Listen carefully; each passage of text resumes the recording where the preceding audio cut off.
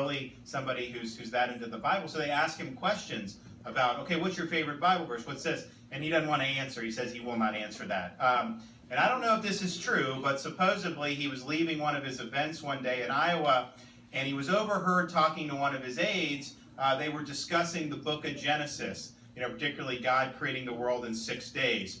And Trump told him he would have done it in half the time, at half the cost, and he would have had Satan pay for all of it. Now, I don't know if that's true, but that's just what I heard. Well, we are accepting applications for Speaker of the House, so if you know anybody, you don't have to be a member of Congress, please let me know, and I'll be happy to take that back to Washington. But I think what you're seeing in Washington, the media acts like this is like chaos, but really I think what you're seeing is a healthy thing. Because when I was going around the state in August, I was in Pensacola, I was in Miami, I was in Fort Lauderdale, Amelia Island, Orlando, where have you.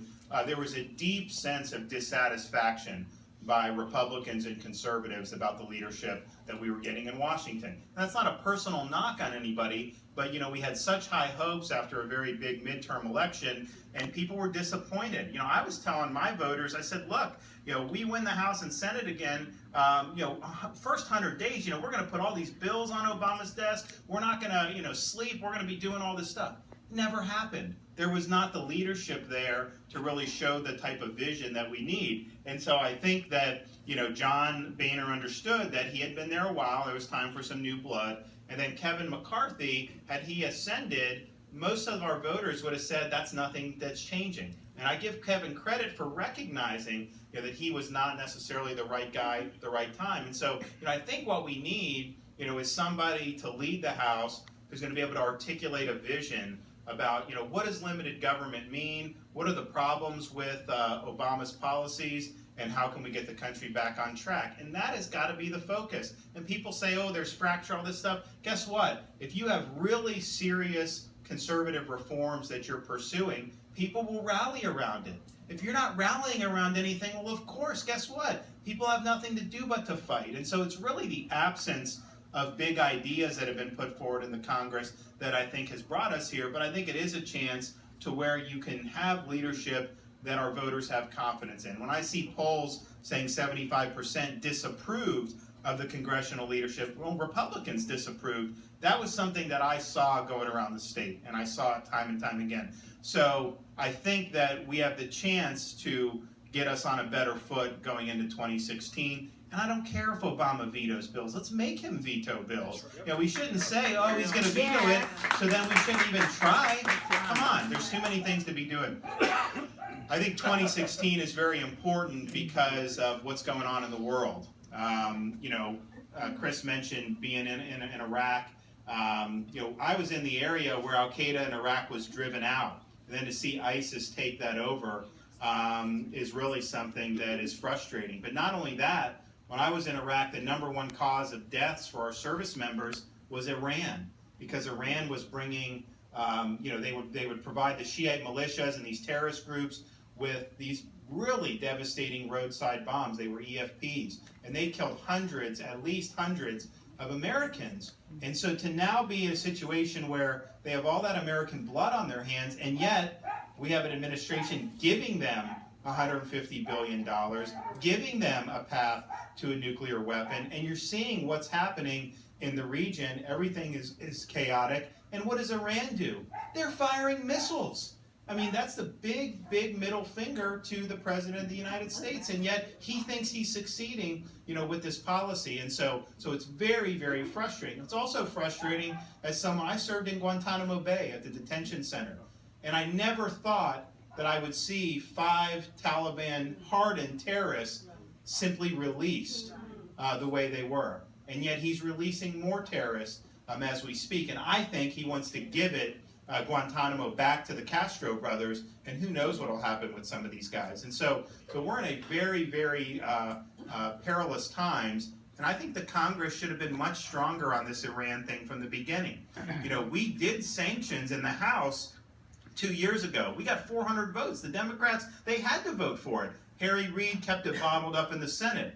Once we took over the Senate in January, that should have been one of the first things we did, is really stiff, toughen the sanctions, and make the Democrats vote it down. Instead, we kind of indulged in this pretense that Obama was going to negotiate a good deal, and then it got to the end of the road, and the Democrats said, oh, well, we've already gone this far. All the other countries are relieving their sanctions, so we're going to vote for the deal.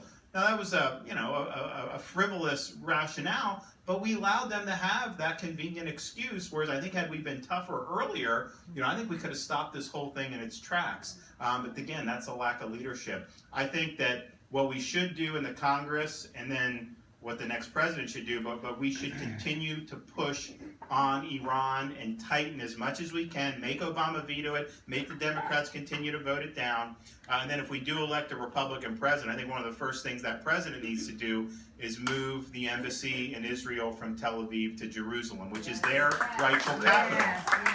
And that will be, first of all, it's the right thing to do, but the signal that will send to the rest of the world that we're done with this situation where we're going to treat our allies like dirt and we're going to roll over for our enemies, and that there's a new sheriff in town. We're going to stand by our friends and we're going to be firm with our enemies. And if we do that and we rebuild the military, we'll have a much more peaceful world. There's no doubt about that. But those are the types of things I think we need to do, and we need to do urgently. If you look at what's going on in Washington, people will ask about, oh, why is Trump and all these guys doing well? And the media in Washington, they can't fathom, what's going on outside the Beltway because their whole life is spent in that cocoon. So they try to say like, well, gee, Trump is doing good, but he's not conservative on some things or whatever. How is this? Here's the thing. Yes, there's a conservative liberal clash. There always has been. And I think the only way for prosperity for our country is limited government principles, following the Constitution, the rule of law over the rule of men, really unshackling people so that they can do well in the economy. So that is a great debate, and we got to be on the side of the founders on that. But there's also another, I think, debate going on that's not necessarily left and right. It's between power brokers in Washington, people who are close to power and benefit by manipulating the political process, and then just the average American taxpayer. And you have millions and millions of Americans who look at what's going on in Washington, and they see a lot of people who are self-absorbed, and they're more interested in pleasing interests inside Washington than they are with doing what's right for the American people. And so I think conservative solutions also speak to that, don't get me wrong, but that's not a simple ideological thing. That is really just observing what's gone on in the country and how we've created this separate ruling class. And it's not just members of Congress, it's the bureaucracy, it's the media, it's the lobbyists, it's everything that goes on inside that beltway. And I think really is antithetical to what the Founding Fathers envisioned when they created the Constitution and set out our constitutional system. So understanding that, I think, gives candidates like me the ability to have much broader resonance, not only in a primary, but in a general election. And so I saw this a couple years ago when I first ran. So the first thing I did when I got to Washington in 2013, I declined the pension for congressmen. Because I look at this situation, these guys make millions of dollars as lobbyists, and yet we're paying them pensions for life? I mean, give me a break. So you have to lead by example on some of these things. I have a bill to eliminate pensions, and it's tough to do in the House. But in the Senate, I can force people to take votes on that. And people aren't going to like me, but you know what? It's the right thing to do. You got to do things like term limit members of Congress. You need to pursue, we should be voting on a balanced budget amendment, because I can tell you that no matter what we do fiscally, we can balance the budget tomorrow. Congress always has an itch to spend, and unless you really put the handcuffs on the big spenders constitutionally, they're always going to end up getting the last laugh, because it's always politically easier to impose burdens on people who are not yet born or people who can't vote for you than it is to do that for the people who can vote you out of office. And so that incentive is always going to be there. And so I think you need to have that as well. And then the final thing I'll say is, in terms of supporting and defending the Constitution, it's the oath you take in the military. And I remember very distinctly when I got sworn into Congress, everyone stands up, you all put your hand up, you all swear to support and defend the Constitution. I looked around, everyone had their hand up. I didn't see anyone with their fingers crossed behind their back. I mean, everyone took it. And yet, we have a president who comes to give the State of the Union a couple months later, and he says, Congress, do what I want, but if you don't, I will do it myself. And I thought to myself, gee, that's not exactly how it's written down. But the Democrats all stood up and cheered when he said that. And to me, that was really pathetic, because what they're showing us is that the Democrats, they're willing to support and defend the Constitution only if it furthers their progressive ideology. But the minute that there's a conflict between their progressive views and the Constitution, they're going to choose progressivism, and they're going to do an end run around the Constitution. And when you have a political party that's dedicated to that, it really means that our foundational principles are in jeopardy. And so I think that after 8 years of this guy, if you have, heaven forbid, someone like Hillary Clinton or Bernie Sanders, it's going to be very difficult to recover from that. And that's the thing I think is important. You can correct a bad policy. Someone taxes you, you can repeal the tax. Someone does, even Obamacare, you can go the other way. But when you start losing those foundations, it's very difficult to recover those things. And I think it's important because, when the founders created the Constitution, they studied every single republic in the history of the world. And they noticed that they all had one thing in common, and it was this: every single one of them had failed up to that point. And so they felt that it really fell to them to determine once and for all, could people really govern themselves? Could you have a constitutional system based on, that was of, by, and for the people, based on the rule of law, not the rule of men? Or should we all just give up and say we're going to live in different forms of despotism into the future? And the Constitution was the Founding Fathers' answer. They were really bucking the tide of history when they did that. And so I think it's very, very important that we regain that. And why is that important? Because it's the type of society that we have. Lincoln, when he spoke to the Ohio Regiment at the end of the Civil War, said, I happen to live in this big White House now, but in a country like America, any one of you could end up having the same opportunities that my father's son had. Lincoln was somebody who grew up on the frontier. Kentucky and Illinois at the time, that was like way, way out there, and yet he could rise from those origins. He was self-taught, and he ends up at the head of the government of the United States. And that was not possible anywhere else. And he told those members of the Ohio Regiment that a free government like we have in the United States gives every individual an open field and fair chance for their intelligence, enterprise, and industry to flourish. And that was something, a jewel, he said, that was worth fighting for. And so I think that's why we have to fight now. I think we got to continue fighting all the way to 2016. I'm committed to doing everything I can to be very successful. Just to give you a sense of what we're doing, we were in the Villages this morning, drive to Pensacola, 400 miles. We're here. We did great media. We're here. We're going to be here tomorrow doing media, meeting with supporters, speaking at the Escambia County Republican Party tomorrow night. Then we go to Tallahassee at night. Got to do things in Tallahassee Wednesday morning. Got to fly to Miami, have a fundraiser in Fort Lauderdale. The following morning, I got to fly to San Francisco, and then that night I fly to San Diego, and then LA and Orange County, red eye back to Palm Beach, then DC. So that's the type of schedule that I've been keeping. But you know what? It's worth doing. I mean, if you want to make a difference, you got to be willing to sacrifice. And so I know my wife for sure has sacrificed a lot, with me going on. She comes to as many things as she could, but she's going to California with me, so unfortunately she wasn't able to make it out here today. But here I think your help is very, very important. And, it's like I tell people, the good news is I have all the money I need to win this race and win it decisively. The bad news is some of it is still in your pockets. So you guys have to step up and help me. And here's the thing, it's tough because the political process, it's tough. So many people go up there, they disappoint, they do all that. And I think the one thing I can say is, if you go back when I had never run for office before, I was saying what I would do to people, and people said, "Man, that sounds great. How do we know you're not gonna, go drink the Kool-Aid in Washington and change?" Because a lot of people go to Washington and they change. And my answer at the time was, look, I'm one of the few guys in the country that got through both Yale and Harvard and came out more conservative than when he went in. And that's not easy to do. And it's still, part of my answer now, but I think now I can say, look, I said I would do these things, and I went up there, and I've done exactly what I said. What you see is what you get. I'm not trying to tell you something you want to hear so that I could go be part of the old boys club. I mean, it's tough business up in Washington. If you're standing for limited government principles, it's doubly tough because all the currents are against you, and it's very easy to just get swept away with the tide if you're not grounded.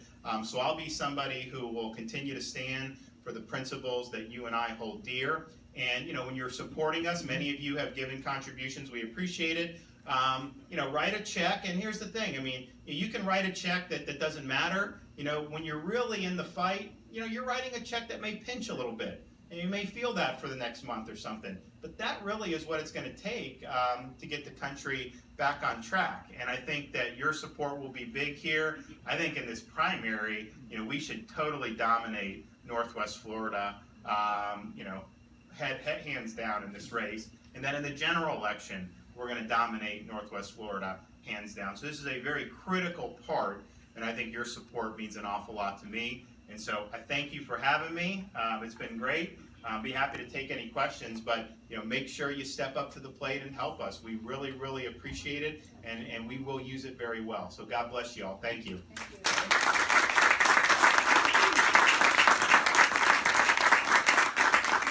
Does anyone have any questions? Please take this opportunity. Of the House?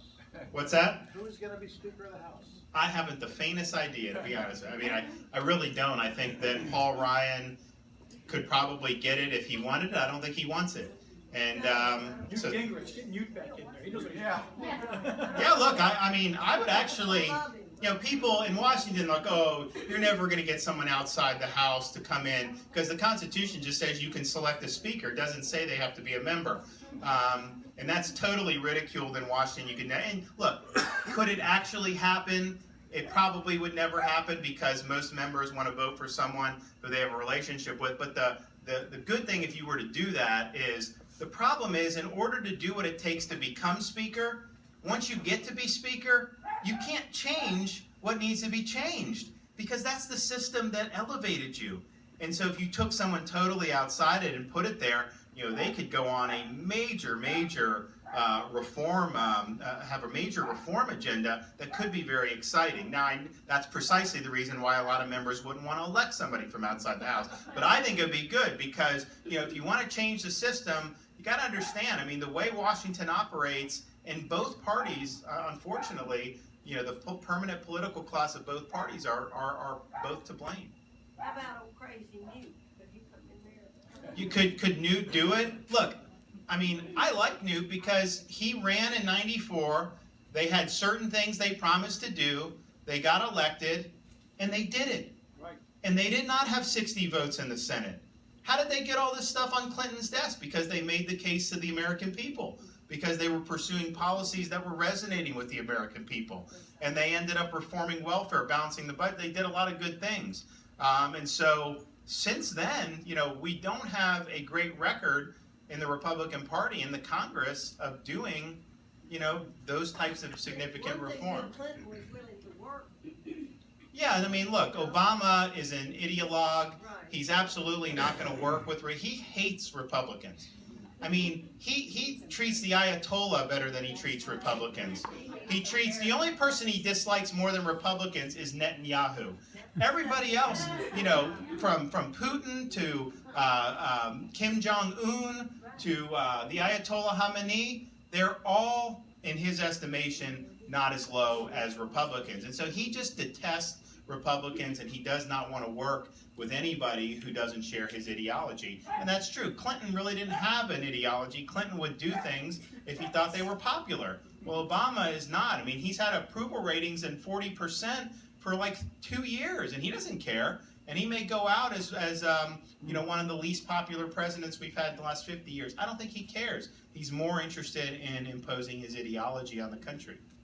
So we said a quick Yep. comment. You talked a little bit about term limits, but you have sponsored legislation that would basically make our lawmakers live to the letter of the law under the laws that they themselves pass. In other Right. words, they have to live just like the rest of us, and in a way, I think that would be a de facto term limits, because when and think about when the ruling class has to live under the same laws, and things would change dramatically in Washington, and I think some of them might go home.